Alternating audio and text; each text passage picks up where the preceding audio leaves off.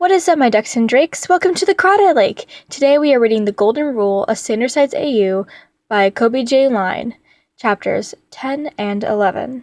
Like to read the book yourself, or if you'd like to check out any of their other works, feel free to click the links to the author's AO3 and Wattpad in the description below. Chapter 10, Medication.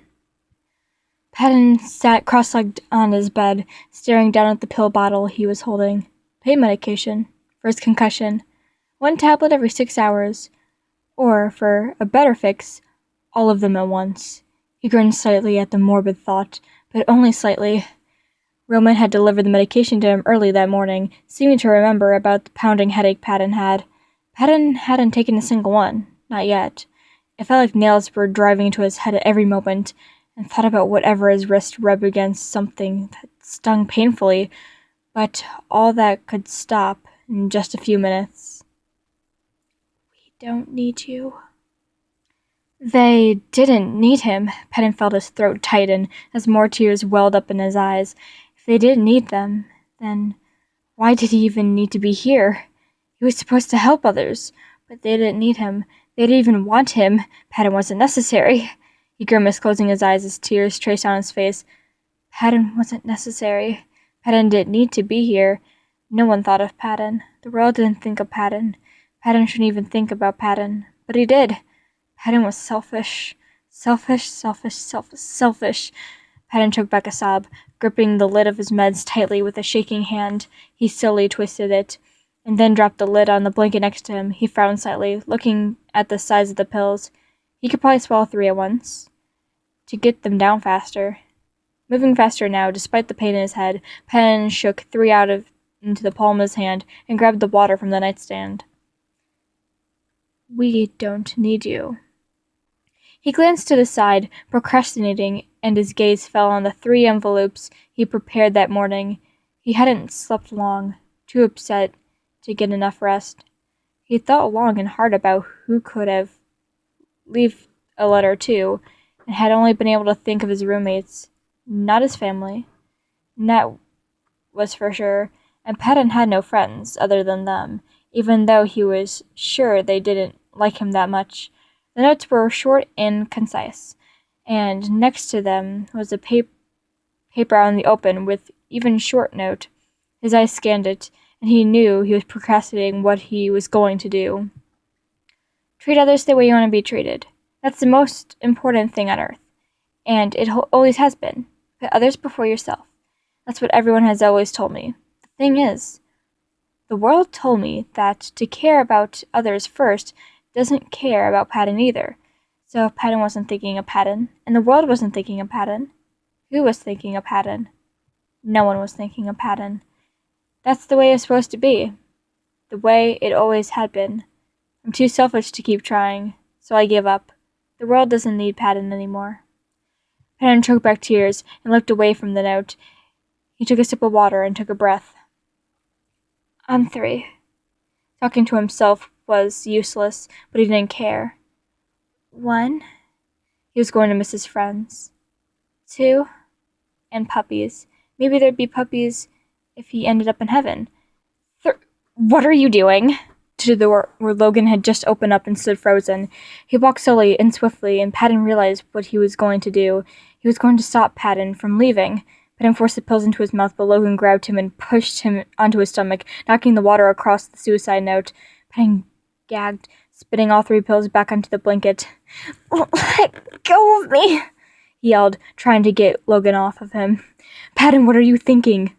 Logan demanded, voice full of emotion, and for the first time since Patton met him, anger, worry, sadness, fear. Get off, Logan!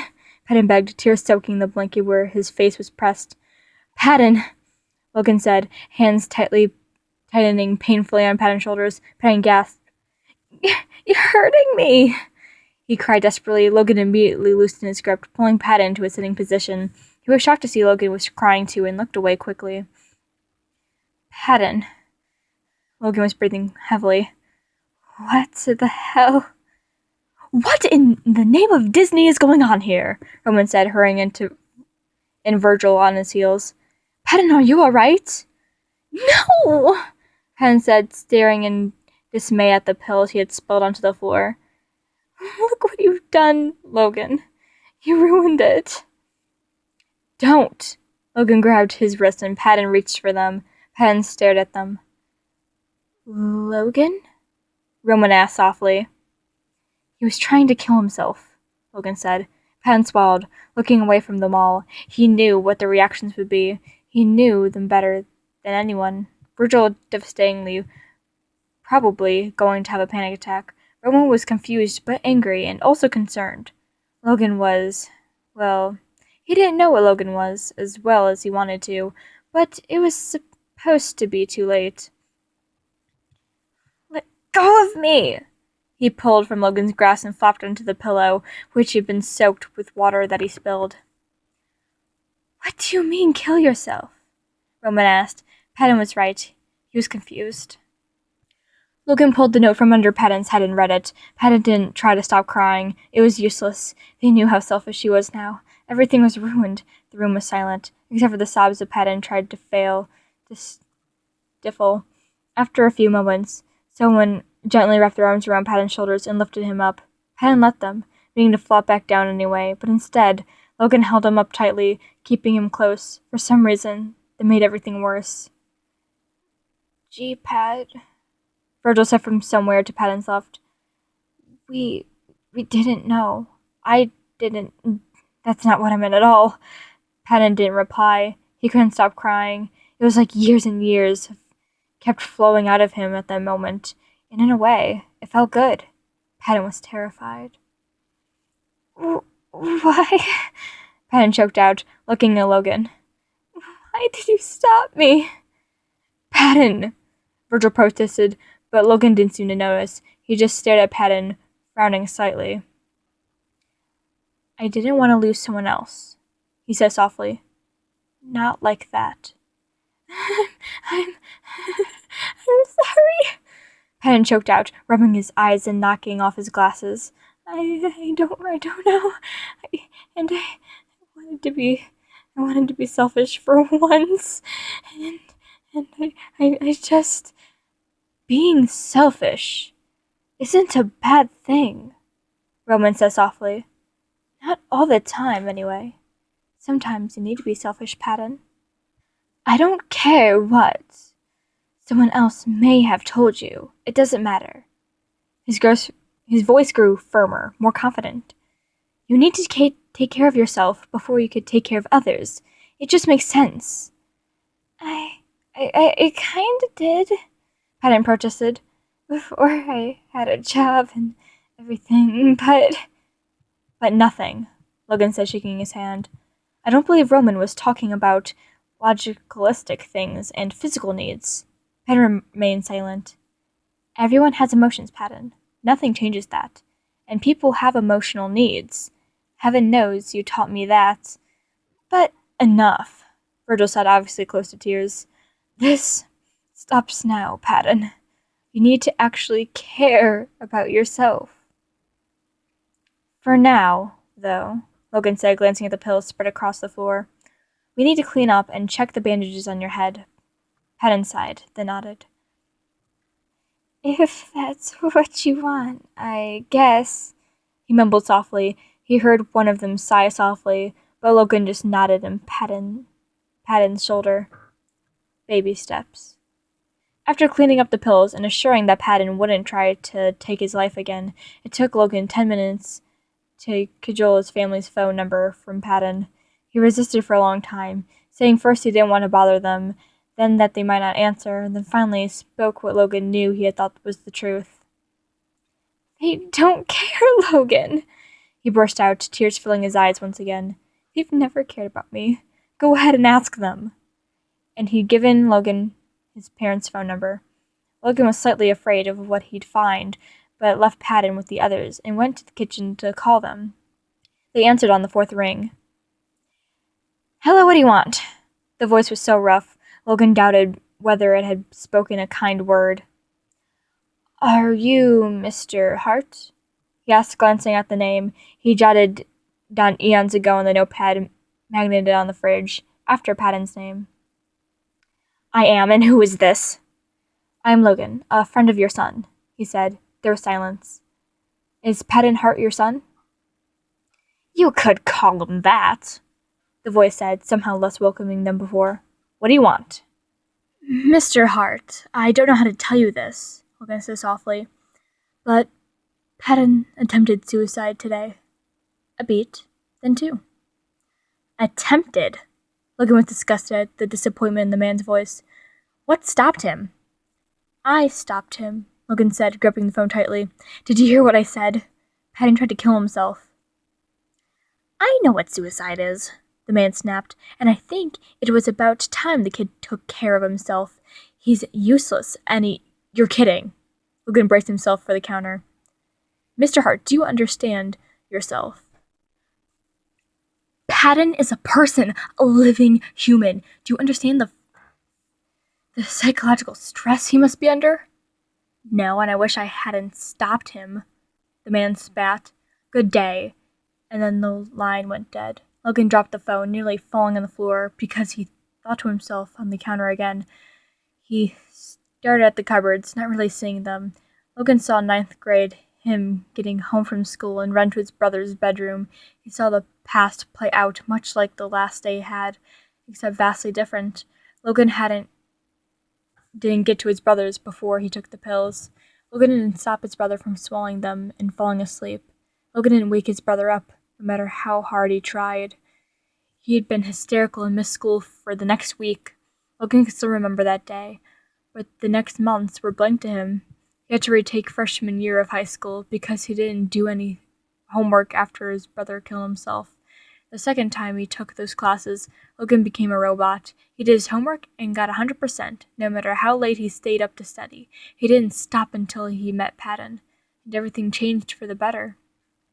He hadn't seen the signs with his own brother, and now he nearly missed them with Patton. No, he had missed them with Patton. It was pure luck that brought him to Patton's room. Sheer, dumb luck. Lo? It was Virgil, eyes wide. What did he say? Logan shook his head, closing his eyes for a moment. When he opened them, he stared at Virgil in determination. We'll take care of Patton. Virgil? He has us, and that's all he needs. Virgil looked doubtful, but nodded. So, he was telling the truth, Virgil whispered. About his family? Logan glared in the general direction of his phone and nodded. That man shouldn't carry the title of Patton's father, he hissed. Virgil patted his shoulder timidly, then glanced towards the bedroom. Is Patton all right? He knew exactly what the guy would say, Virgil said anxiously. Also, like, he heard it enough to memorize it, like he'd practiced saying it. I don't understand, Logan said softly. How did we not notice? How did Patton get so far in life without caring for himself? I don't know, Virgil sighed softly. Maybe he didn't. But if he really hates the idea of being selfish so much, is it any surprise he got that down? No, Logan murmured, taking a deep breath. He stared back toward the bedroom, listening to Patton and Roman talking about something or the other. We'll make this right, Virgil. We have to. I guess. Virgil nodded, then cringed. The sound really pessimistic, didn't it? It did, Logan smirked. But that's all right. Logan! Roman bounded to his feet. Tell Patton how the call went. He's desperate need of a pick-me-up. Logan hesitated. That was not what Patton needed. Definitely not. Patton was watching him glumly and looked away. I told you, though, Lo, he murmured. They didn't care. That's ridiculous, Roman said, seeming panicked. Right, Logan? They're worried, aren't they? Logan opened his mouth, then closed it again. He walked over and hugged Patton tightly. Roman stared, and his breath quickened, and he realized what this meant. You don't need them, Patton, Logan said softly, shocked to feel tears in his eyes. We're going to be your family now. You don't need them. I know that, Patton said, hunching his shoulders slightly. I never said I needed them. Logan looked down in Patton's eyes and saw the weariness that shouldn't hold. Patton shouldn't be that tired. Chapter 11. Selfless. 2 weeks. 14 days. If you wanted to be technical, 13 days, 10 hours, and 15 minutes. Since he tried to kill himself.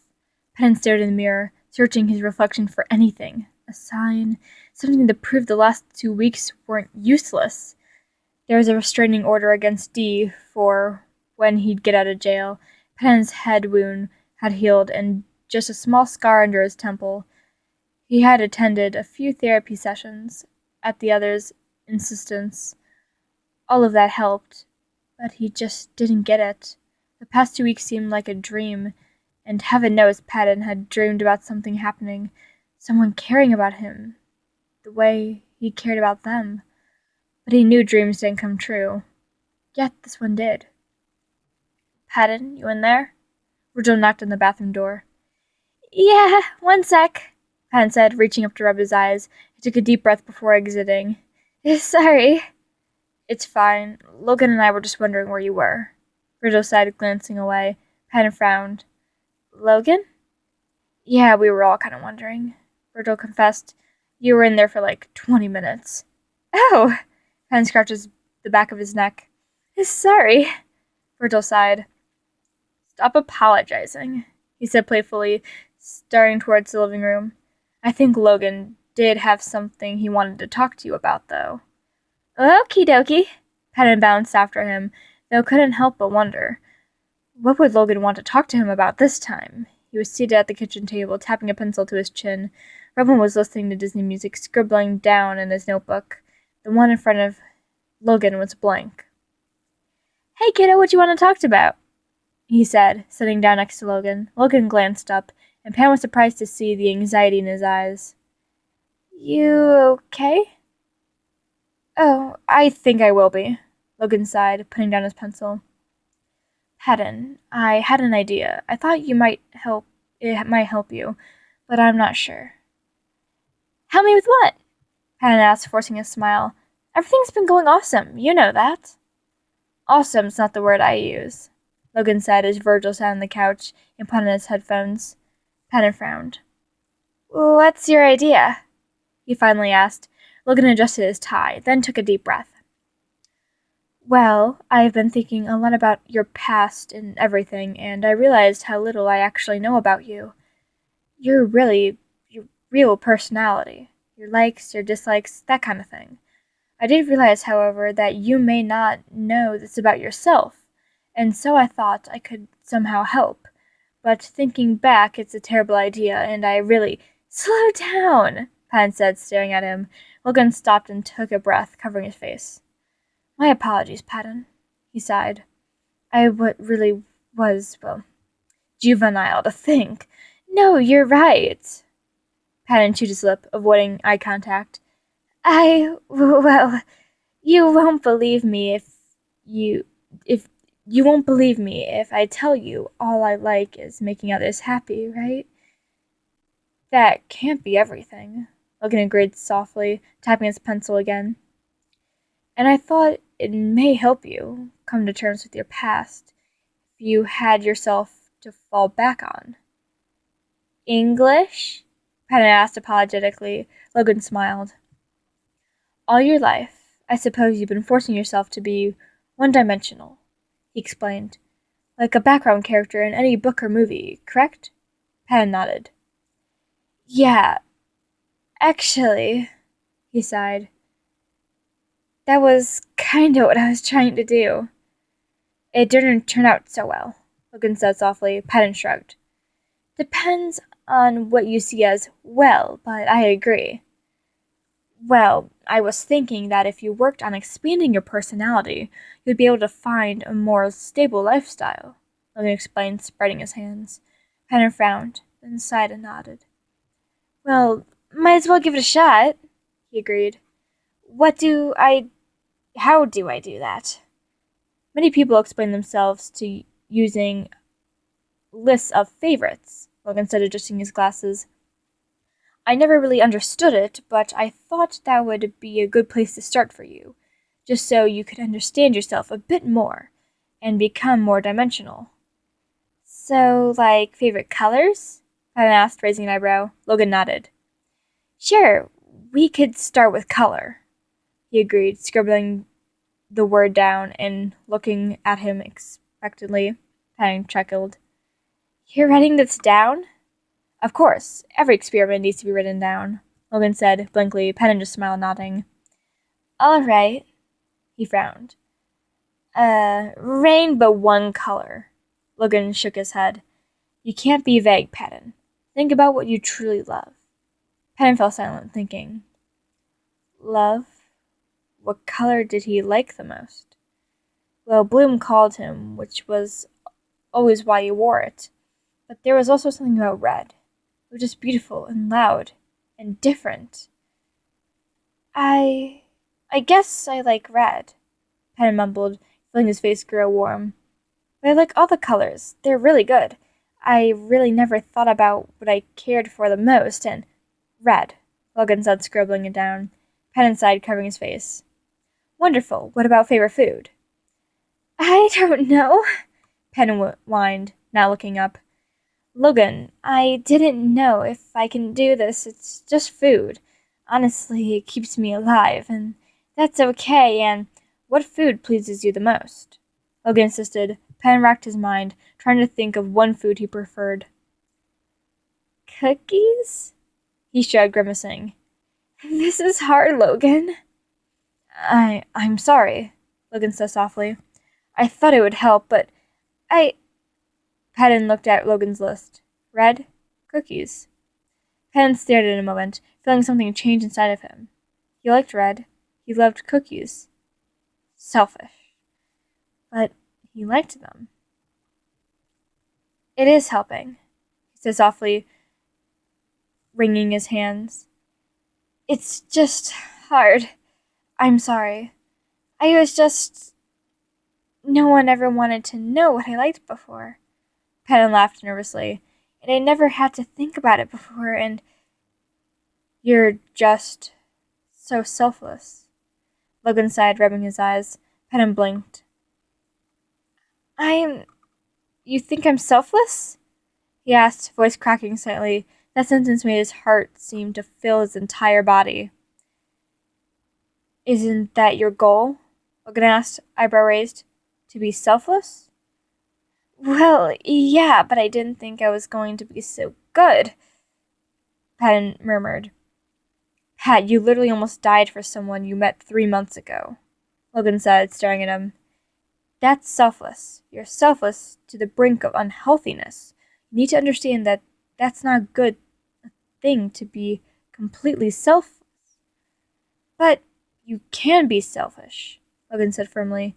Do you want to continue the exercise? Patton sighed, but nodded. Sure, why not? All right. Logan thought for a moment. Favorite animal? Patton's mind went blank, as he usually did when people asked him questions about himself. He knew Logan wouldn't accept his usual preppery response, so he had to actually think. He absolutely hugged himself, trying to focus on his own feelings as animals flashed through his mind. This was the weirdest thing. Are you alright? Logan asked, eyes wide. I guess I like dogs, Patton finally whispered. Excellent. And cats, Patton said. Then he put a hand over his mouth. Sorry, I just love fluffy things. They're adorable. The redness in his cheek started to fade as Patton perked up just thinking about it.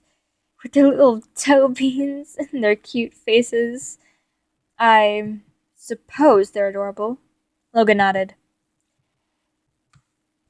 They're more than just that, Patton squealed. Roman, back me up on this. Dogs and cats are the best. Of course, Roman said, beaming. He seemed unusually happy about this, and Patton wasn't sure why. What's the next one, Logan? Patton asked, leaning over the table to look at his friend's notebook. Logan seemed shocked and slightly confused, but cleared his throat. Well, maybe favorite activities, or something you've always wanted to try or do. Oh, we're going to get to know you, Roman cheered, skipping over. Not exactly. I've always wanted to perform on Broadway, Roman said, flashing slightly. What about you, Patton? What have you always wanted to do? Always? Patton chewed his lip thoughtfully. For the longest time, he hadn't thought ahead like that, but he did remember a long time ago. Like a really long time ago, when his father couldn't quench a burning passion. Well, I am a fan of comedy. I should have known. Logan sighed, smirking a bit. What kind of comedy? Roman asked, eyes shining. He seemed too excited to learn all this, and Patton felt strangely warm and happy. I don't know. I love dad jokes, which is strange because my father never really made any. He chuckled, making his head, not noticing his friends' sad glance to each other. And romantic comedies are amusing. I don't watch them a lot, but I used to have a roommate that did. How long ago did you move out? Logan asked curiously. You're in your early 20s, right? I moved out right after I turned 18, Penn explained, brushing his hair out of his eyes. And after a few weeks, I got a job and then got an apartment and... Where did you live in those weeks? Logan asked, brow furrowed. Penn winced, shaking his head. Well, I didn't really live anywhere, he confessed, expecting their unhappy reactions. But I had it better than a lot of people, and I tried to do my best to help as much as I could, so it's fine, Logan said, clearing his throat. Patton, do you see what's been happening? When? Patton asked, tilting his head. Well, you seem alive, Roman said, waving his hand through the air. More so than ever before. Do you feel any different? Hearing you talk about things you like is like meeting a whole new Patton. Is it? Patton smiled. That might explain why you felt so happy. Let's keep going. What's the next question, Lo? He tapped his chin for a moment. What's your favorite school subject? Roman rolled his eyes, but watched Patton expectantly. Patton frowned. I'm not sure, he hummed, thinking. What did he like in school? He had to remember something good about his childhood, right? Well, I know it wasn't math. Of course, Logan said unhappily while Roman chuckled. Maybe history, Patton decided. Things that actually happened, you know? Stories and artifacts and just old stuff. That's interesting, Logan mused. Patton, you really are an incredible individual. Patton felt his face flush and he leaned back, glancing away. He wasn't used to compliments, and he wasn't sure how to deal with it. Thanks? Let me think, Logan squinted. What's your worst fear?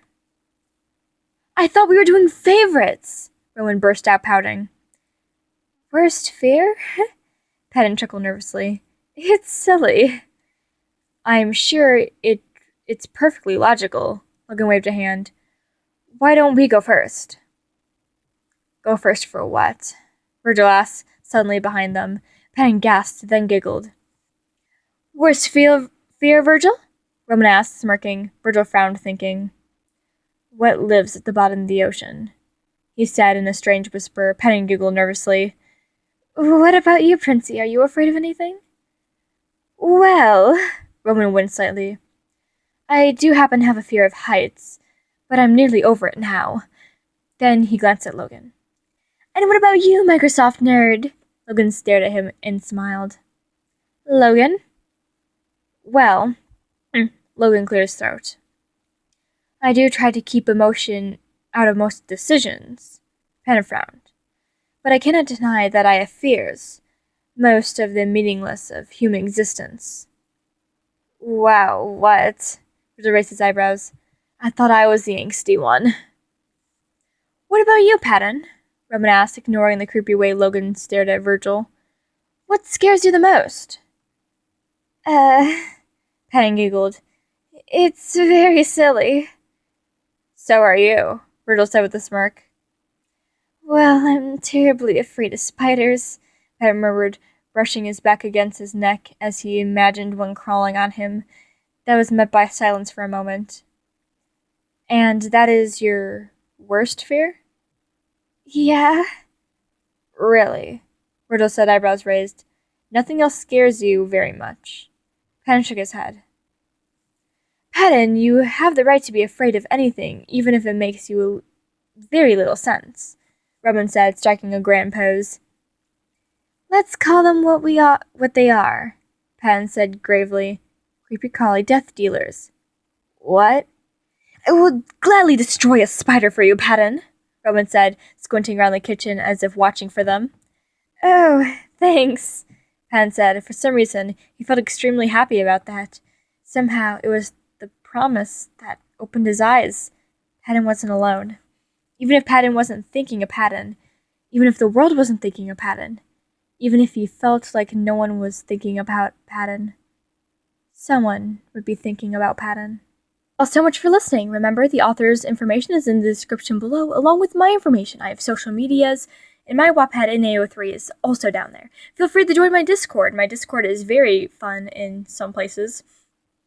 We're kind of crazy, but that's kind of how we roll. We're kind of the crawdads. That's kind of how we work.